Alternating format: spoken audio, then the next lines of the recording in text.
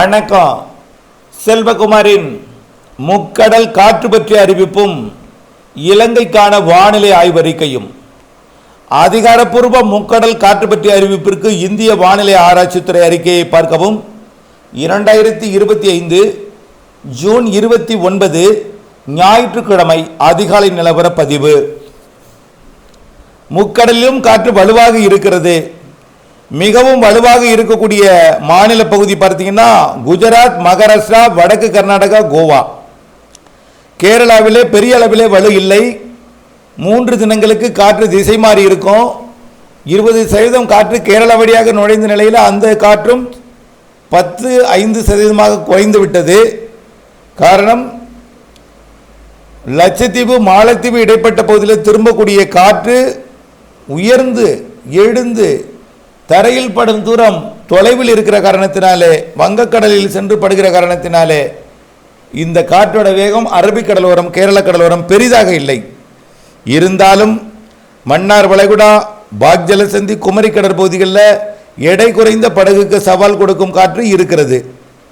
வங்கக்கடலோட வடக்கு, அதாவது வடகிழக்கு, வடமேற்கு, அதாவது ஒடிசா, ஆந்திர பிரதேசம், மேற்கு வங்கம் மற்றும் வங்கதேசம், வடகிழக்கு மாநிலங்களை ஒட்டிய பகுதிகள், மியான்மர் கரையோர பகுதி, வடக்கு அந்தமான் பகுதியெல்லாம் வலுவான காற்று வீசிக்கொண்டிருக்கிறது. ஏன், மத்திய வங்கக்கடல், தெற்கு மத்திய வங்கக்கடல் தொடங்கி வடக்கு வங்கக்கடல் பகுதி வரைக்கும். தமிழ்நாட்டின் கரையோரத்தில் மட்டும் கொஞ்சம் காற்றின் வேகம் குறைவாக இருக்குது, கேரளா கடலோரத்திலையும். ஆனால் மன்னார் வளைகுடாவில் இருந்து உள்ளே போக போக, கிழக்கே போக போக வலுப்பெற்ற காற்று இருக்குது. இது மாலை நேரத்தில் கொஞ்சம் கூடுதலாக இருக்கும். அதாவது மாலை நேரம் என்பதை சொல்வதை விட இரவு நேரத்தில், அதாவது கடற்பகுதிகளில் இரவு நேரத்தில் வலுவான காற்று இருக்கும், தரைப்பகுதிகளில் பகல் நேரத்தில் வலுவான காற்று இருக்கும். தரைப்பகுதிகளில் மழை உருவாக்கும் காற்றாக இருக்கும். ஆனால் கடல் பகுதிகளில், அதாவது அரபிக்கடலிலிருந்து வங்கக்கடல் செல்லக்கூடிய காற்று குமரி முனையை சுற்றி கொண்டு வரும். இரவு நேரத்தில் தரை குளிர்ந்து விடும் என்பதனால சுற்றி கொண்டு வரும். அதனால் நள்ளிரவு அதிகாலை நேரத்தில் மன்னார் வளைகுடா, பாக்ஜலசந்தி மற்றும் குமரி முனை, கோடியக்கரை முனையில் கொஞ்சம் வலுவான காற்று இரவு நேரங்களில் இருக்கும். இது எடை மிகுந்த விசை படகுகளுக்கும் சவால் கொடுக்கும். கண்டிப்பாக எடை குறைந்த படகுக்கு சவால் மிகுந்திருக்கும். ஆனால் வடக்கு வங்கக்கடல், வடக்கு அரபிக்கடலை ஒப்பிடும் பொழுது தமிழ்நாடு, கேரள கடலோரம் பெரிதாக காற்று இல்லை. கேரளாவில் மிக குறைவான காற்று தான்.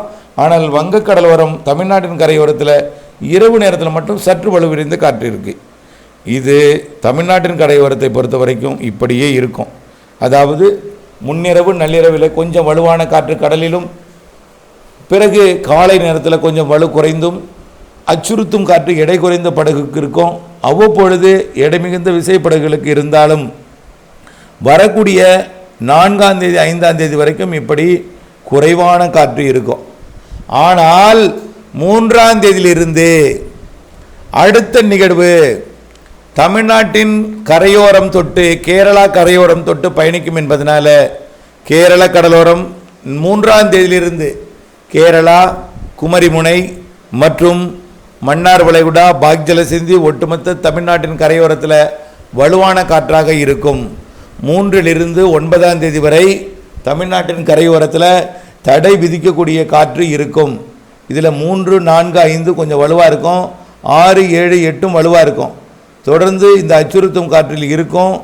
ஆனால் 8ஆம் தேதிக்கு பிறகு கொஞ்சம் தீவிரம் குறைந்து 2 நாள் இருக்கும். அதற்கு பிறகு அடுத்த நிகழ்வு மீண்டும் தீவிரப்படுத்தும்.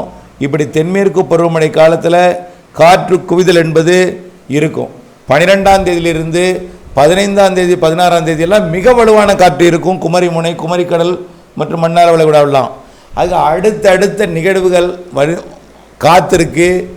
2 நாள் 3 நாள் இடைவெளி கொடுத்தாலும் மீண்டும் 5-6 நாள் வலுவான காற்றை தமிழ்நாட்டின் கரையோரம், மன்னார் வளைகுடா, பாக்ஜலசந்தி, குமரிமுனை பகுதிகளில் கொடுத்தாலும் 2 நாள் இடைவெளி, 3 நாள் இடைவெளிக்கு பிறகு மீண்டும் அடுத்தடுத்த நிகழ்வுகள் வலுவான அச்சுறுத்தும் காற்றை, குறிப்பாக விசைப்படகுகளுக்கும் கண்டிப்பாக எடை குறைந்த பிளாஸ்டிக் படகுகளுக்கும் அச்சுறுத்தல் காற்று இருக்கும் என்பதை நினைவில் கொண்டு முன்னெச்சரிக்கையுடன் மீன்பிடிக்க வேண்டும். சில பகுதிகளுக்கு மன்னார் வளைகுடா, பாக்ஜலசந்தி மற்றும் வடக்கு வங்கக்கடல், வடக்கு அரபிக்கடல், அந்தமான் கடற்பகுதி, மத்திய வங்கக்கடற்பகுதி இங்கெல்லாம் போகாமல் இருப்பது நல்லது. அடுத்தபடியாக இலங்கைக்கான வானிலை ஆய்வறிக்கை. இலங்கையை பொறுத்த வரைக்கும் தென்மேற்கு பருவமழை இலங்கையோட தென்மேற்கு பகுதி, தெற்கு பகுதி, இலங்கையோட உள் மலைப்பகுதிகளில் அவ்வப்பொழுது இருந்து கொண்டு தான் இருக்குது. சாரல் மழையாக, லேசான மழையாக. அதன் அடிப்படையில் இன்றைக்கு ஞாயிற்றுக்கிழமை 29ஆம் தேதியும் இலங்கையோட கோட்டை, கொழும்பு, காலி மற்றும் உள்ளே பார்த்திங்கன்னா டேனியா, ரத்னபுரா, கண்டி போன்ற பகுதிகளுக்கும் கிழக்கே அம்பாறை வரைக்கும் இன்றைக்கு மாலை ஆங்காங்கே மழை இருக்குது. மதியத்துக்கு மேலே மழை இருக்குது. மதியம் மாலைன்னு வச்சுக்கலாம்.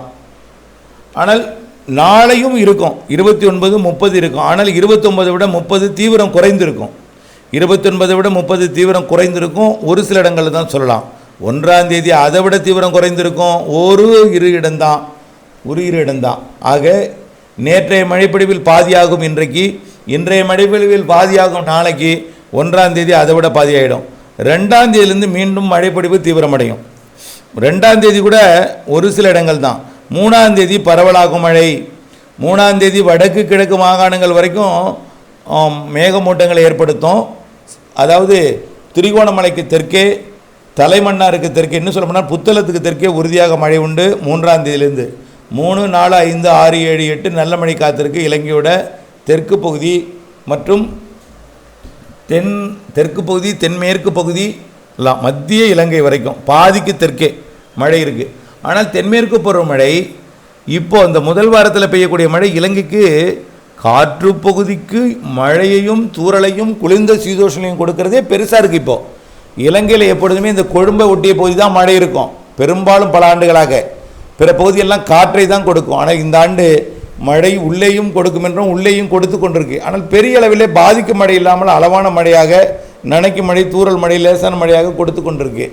இது வரக்கூடிய 3ஆம் தேதியிலேருந்து கொஞ்சம் கொடுக்க தொடங்கி 12ஆம் தேதி 13ஆம் தேதியிலேருந்து இன்னும் கொஞ்சம் தீவிரமடைந்து ஜூலை இறுதியெல்லாம் நல்ல ஒரு மழைப்பொழிவை கொடுக்கும். ஆகஸ்ட்டை விட செப்டம்பர் நல்ல மழை கொடுக்கும். செப்டம்பர் 2ஆவது வாரத்திலிருந்து தீவிர தென்மேற்கு பருவமழை தமிழ்நாட்டுக்கு மட்டும் இல்லாமல் இலங்கைக்கும் கொடுக்க போகிறது. செப்டம்பர் 2ஆவது வாரத்திலிருந்து. காரணம் என்னென்னா நிகழ்வு எல்லாமே ஆந்திர பிரதேசம் வைத்து வரும். அப்போ இருகாற்று இணைவு எல்லாமே தமிழ்நாடு, தென் மாநிலங்கள், ஒட்டுமொத்த தென் மாநிலங்கள் தமிழ்நாடு உட்பட மற்றும் இலங்கைக்கு நல்ல மழைப்பொழிவை செப்டம்பர் 2ஆவது வாரத்திலிருந்து கொடுக்கும். தென்மேற்கு பருவமழை பொதுவாக சராசரிக்கு கூடுதல் இருக்கும். ஆனால் பாதிக்கும் மழை இருக்காது. வடகிழக்கு பருவமழை அக்டோபர் 18 தொடங்கும். தொடக்கமே வலுவாக இருக்கும். கண்டிப்பாக வடகிழக்கு பருவமழை சராசரிக்கு கூடுதல் தான். பல இடங்களில் ஒரு 25% இடங்களில் கண்டிப்பாக பாதிப்பை ஏற்படுத்தும். 75% இடங்களில் சராசரிக்கு கூடுதல் மழை இருக்கிறது என்பதை நினைவில் கொள்ள வேண்டும். ஆக மீண்டும் ஒரு முறை தொடர்ந்து வானிலை ஆய்வறிக்கையுடன் இணைந்திருங்கள். வானிலை அறிந்து விவசாயம் செய்திடுங்கள். அப்டேட்ஸ் அறிந்து விவசாயம் செய்வது அவசியம். நன்றி. இணைந்திருங்கள்.